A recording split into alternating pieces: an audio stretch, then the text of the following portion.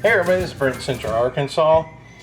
I have been on vacation. I'm back now. But before I left, a lot of people were asking me about a smaller size IHG setup, Intense Hydroponic Grows. It's the style I grow. And so I've talked about this in the books, but it's now I've completed it. It's called Personal Use. It's a smaller version of the IHG for people that aren't marketing, just using it for personal use, and that's why I call it personal use. So I've got a mix I'm going to do this time. I've got seed here from True Leaf. This particular one is Red Acre Cabbage, which I really like. You can see the seed is, let's see, where is it? The seed was October 2020, and I'm going to combine that with Waltham 29, and this seed was in August 2020. So it's not real fresh seed. It's it's over a year for the broccoli and just under a year for the Red Acre Cabbage. But I'm going to do a combination of these two, so I'm going to set the scale. Here I use a little mouthwash cup to distribute the seed on this green. Let's zero it out. And so I'll take and I'll put about half of each in this little cup here. And I'll do it on camera. So I usually put 50 grams in a full, let's put it back on grams. It's on ounces right now.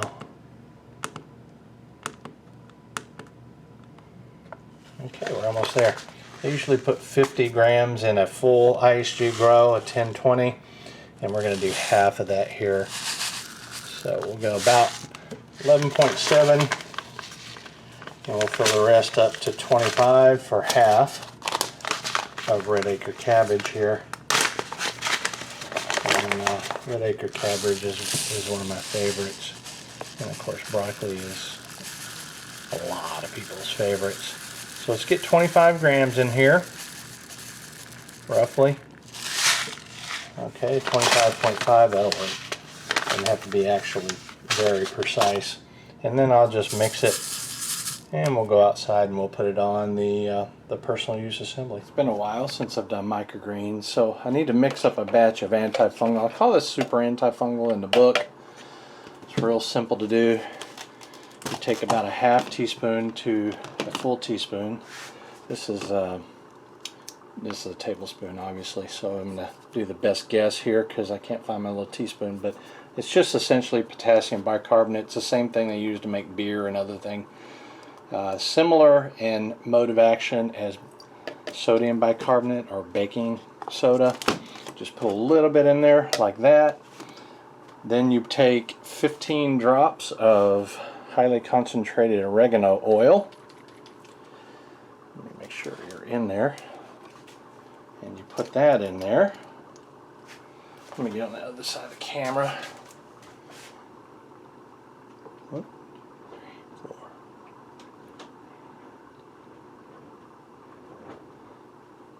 Okay, I may have put 14 to 16 in there. I don't know exactly. It's not, you don't have to be precise when you do this, okay? So now you've got potassium bicarbonate in there, which is an antifungal, and you've got oregano oil, which is the best of the mint family for antifungals and a bunch of different properties. I've got a whole video on how to do all this for yourself if you want to. The latest thing I'm using is something called potassium silicate, and it's USDA approved, unharmful. It's USDA approved for use in crops, and it doesn't hurt crops. Crops use both potassium and silicone to grow. It's part of their makeup, so it doesn't hurt them at all. So I'm going to take and I'm going to put about a full dropper in there. It doesn't really hurt it to go more or less. It's just easier for me just to put a dropper in there. Now you have to make this solution up, and the book tells you how to make the solution up. It's real inexpensive and easy to find to do this with. And potassium silicate is a natural emulsifier, meaning it'll mix the oil, the oregano oil, with the water. And if you want another option that's organic, you can use sunflower lecithin.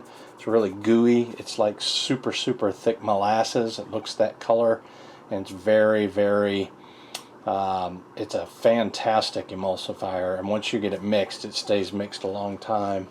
But the problem with sunflower lecithin is you have to get it really mixed. It'll stay in little bitty like chunks, but that's easily fixed with a blender if you want to use a blender to do it.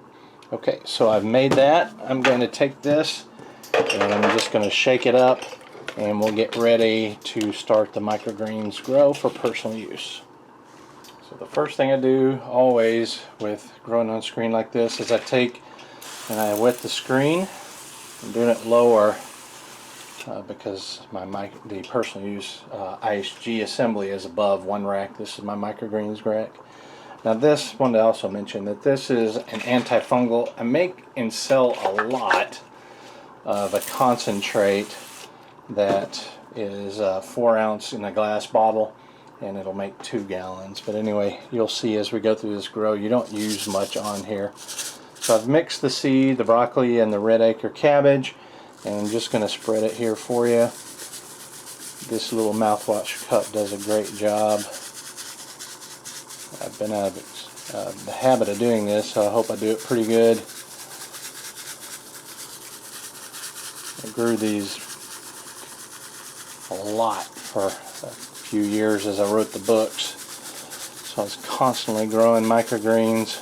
I have a lot of videos on the playlist if you're interested, and I'll put it in the back of this video probably to the playlist, because this will be part of the playlist. Okay, so you can see here that it's starting to fill up, and you should be pretty diligent about getting the even coverage, because it does affect the growth a little bit, but don't sweat it if it's not perfect. Alright, now I'm going to take the antifungal, I'm going to wet it. Now when I wet it the first time, that got it the screen wet, which allows the seed to stick. If I didn't get the screen wet, the seed tends to bounce and move and can roll even a little bit. But the wetness not only keeps it from doing that, but it also coats the bottom of the seed. And now I'm going to spray the top. And we're only going to spray the antifungal about, I would say, between 3 to 4 days. Once this germinates and it gets up to some height, which doesn't take long, you no longer have to do it. It's just extra insurance until the seed roots get down into the nutrient water and begin to take off. So now I'm going to put this on the assembly, take the camera off the tripod, and I'll show you what it looks like up top. This is what the temperature in here is right now. It's right around 90 degrees, 61%. A lot of people ask me the best temperatures. It's better to be right around 80. So I'd say 78 to 82. Pretty much everything in microgreens does really well there. The relative humidity, it can be anywhere, I'd say, from 40 to 70. It doesn't really hurt much. You don't need a lot of movement of air. You need some movement of air. So the antifungal does a great job of preventing fungus, and even in some cases it actually kills it in the initial stages. So this is how we do IHG. Alright, some of you may notice immediately the little valve's not on here. As a personal use, this is smaller, so I'm doing it with just a regular old small fish pump. And I wanted to show you here, this is also a little bit different. I'm using a smaller tray just turned upside down, and I'm going to put this little weight. Now this is a plastic piece that come out of ankle weights, and I used it in the beginning because it's what I had, and it's just been great, so I've not been using anything else really since. But it needs some weight on top to force the roots into the reservoir below, and this works fantastic. It doesn't have to be anything. it can be anything. I mean, it doesn't have to be ankle weights. It can be anything. I know that Amazon sells little bitty vinyl weights, vinyl coated weights. Very inexpensive. You can use any kind of weight. Now I'm going to, right now you can see here there's a seal between this tray and this tray, and so the seeds should stay nice and moist. I will check on it since this is a first grow regularly, and I'm going to put a blackout dome on it as well as extra insurance to keep the humidity in there. I'll bring you back as we go. This is day 2. I'm going to hit it real quick with the anti-fungal once a day for that amount of time right there. That was real quick. Didn't use hardly any of it. Okay, there are a little bit of germination issues back here. This is my first grow, and I know why that is. That is primarily because the pump is 4 liters per minute, and that's a little too weak. I need to get that up, so I have another pump on order. Also a very quiet aquarium pump, so just a little bit too weak of an air pump.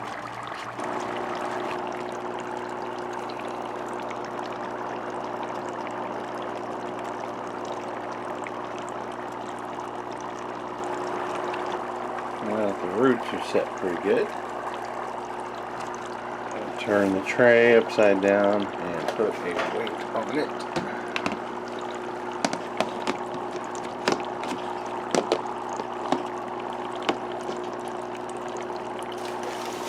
Same weight, same tray, just like that. Alright, see what it looks like now. Oh yeah. It's ready to come off. Expose that to the light, and let's get some cotyledon growth now. It's over the tray a little bit, or higher than the tray lip. Come along great so far. What we're looking like today. Cabbage is a little lower if you're looking close. So hopefully they will catch up a little bit.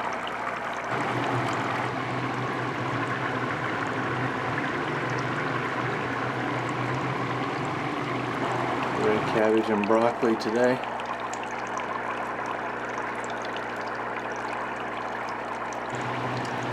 Alright, let's harvest these things and see what we get out of it. Looking nice. Right at my kitchen sink here, and I want to show you something.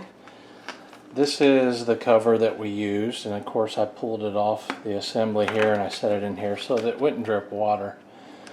But I've already rinsed. I'm going to show you what I did. The microgreens are grown like they're grown, and they're okay to turn upside down and do just about anything you want with them the way they're grown. I'm going to show you here, because I use a very mild fertilizer. I'm just going to rinse the bottom of these roots, just like this, and the left side of the sink, just to get any potential nutrient strength water off of there. Just going to rinse it like that. And the next thing I'm going to do is, let me move this over just a little bit, is I'm going to take and I'm going to put these underneath the water on the other side. So even though these are pretty pristine the way they're grown, you can take with this style of growing ISG and you can submerge them just like so.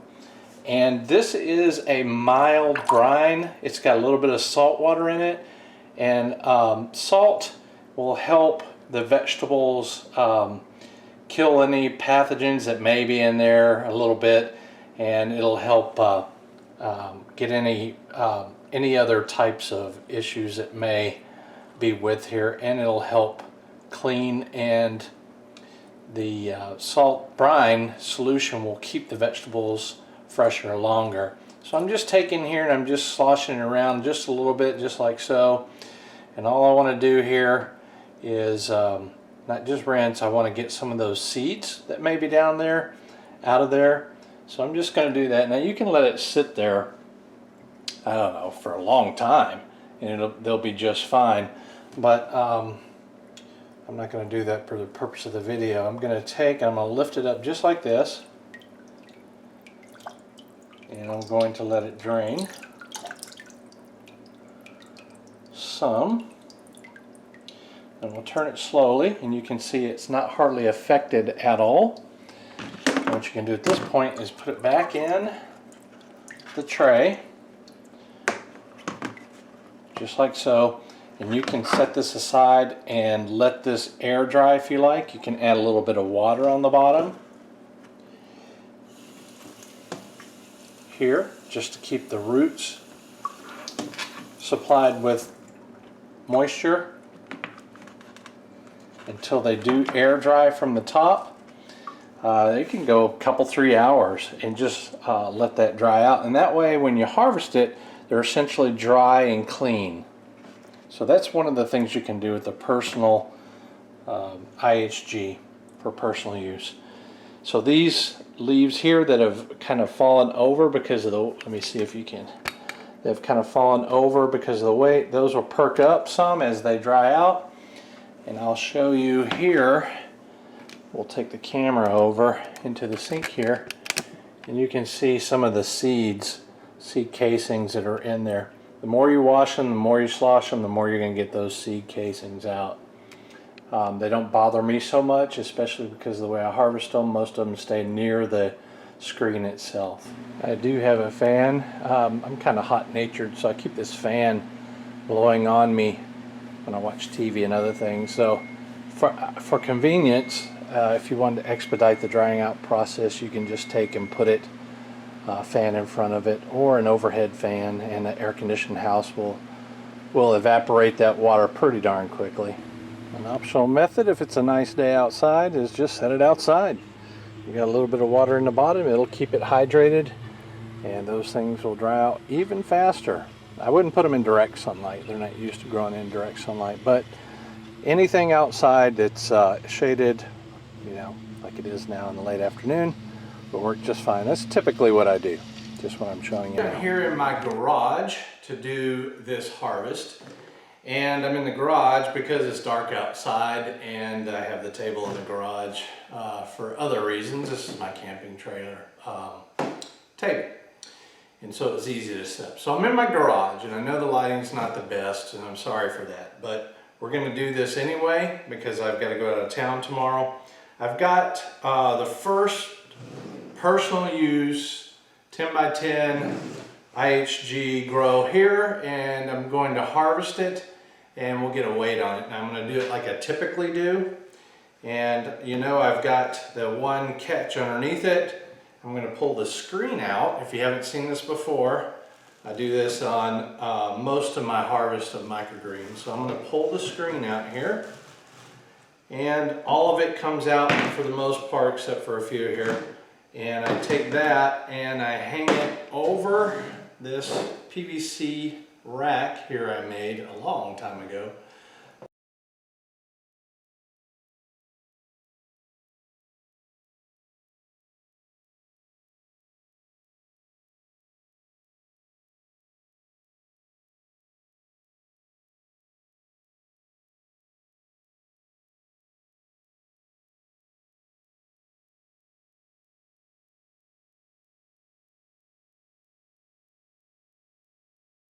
So I'm going to put this red Solo cup or Hefty or whatever it is, doesn't really matter. I'm going to put this on here, and all I'm doing with this is raising this so that you can still see the digital readout. I'll come back around so you can see that. Yep. And then I'm going to tear it, which means zeroed out. There you go, zeroed out. And I think that little bit of shading made it even more clear because there's something dim about that LED light. That's what you get with these types of scales sometimes. So I'm taking that tray off and I'm putting in a duplicate tray, and it's already zeroed out, and it included this same exact tray. So now what you're getting is nothing but the weight of the microgreens. So let me come around to see if you can see it. It looks like 8.9. So 0.9 ounces. So that is, how much is that? That's, well, let's put it on pounds.